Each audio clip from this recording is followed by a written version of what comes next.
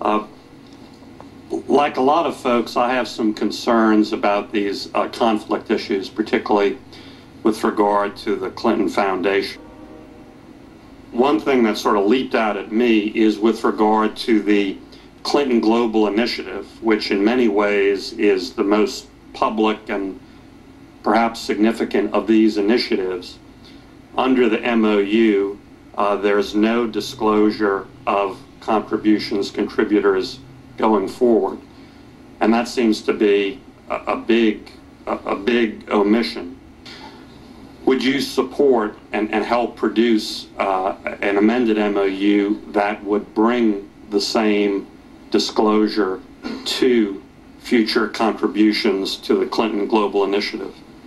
Well, Senator, I appreciate your concern and your question, and I recognize that these are unique circumstances, to say the least. I am very proud to be the President-elect's nominee for Secretary of State, and I am very proud of what my husband and the Clinton Foundation and the associated efforts he's undertaken have accomplished as well. But I want to speak for a minute, if I can, about the work that is done, because I think it's important. Mr. Chairman, I have no objection listening to this, but I'd like it not to come out of my time, because I like to pursue these questions.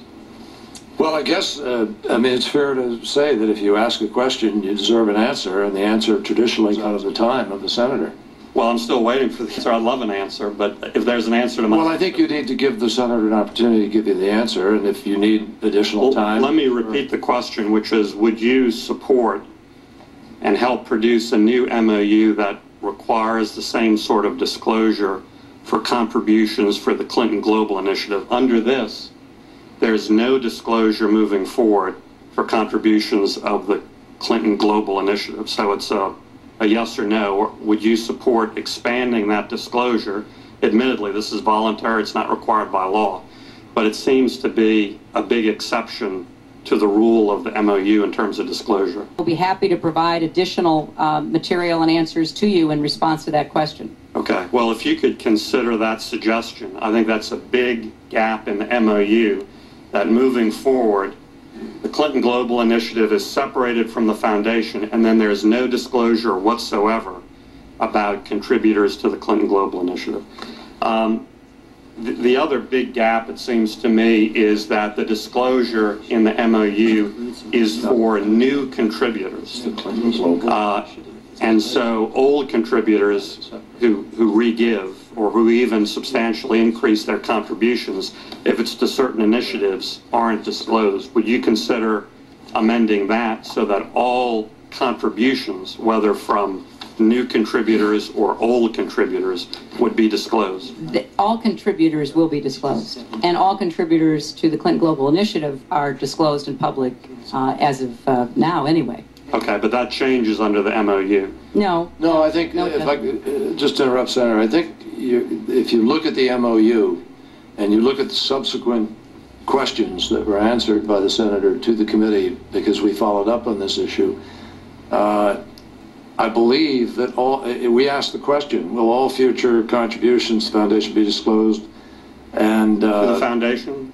That's foundation, but in addition, it's my understanding that under the MOU, the CGI, additionally, if there are contributions, they will be disclosed at the end of the year. That's right.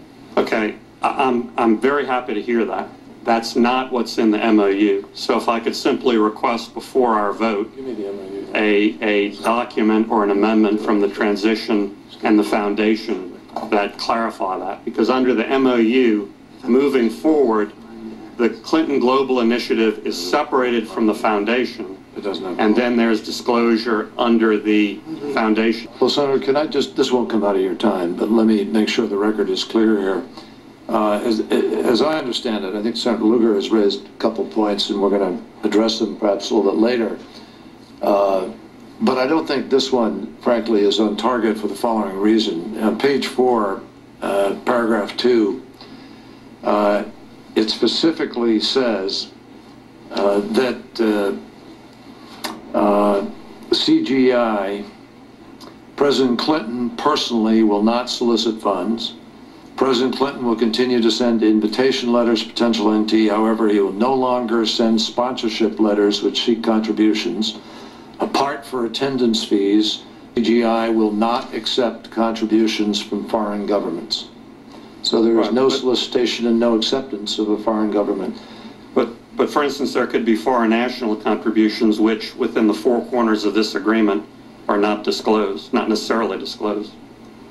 I mean, my question is, in that same paragraph, why isn't there a disclosure? Well, I think the Senator has appropriately said that they will answer that in the addendum. But I'd look forward to that, as well as the old contributor issue, because it just talks about new contributors. Again, let me back up and underscore the central concern, which is I really do think this poses a lot of real and perceived conflict issues.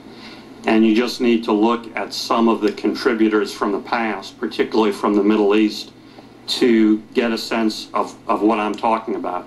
For instance, the Alavi Foundation supports Iranian causes. Just this past December 19th, they made a substantial contribution to the foundation.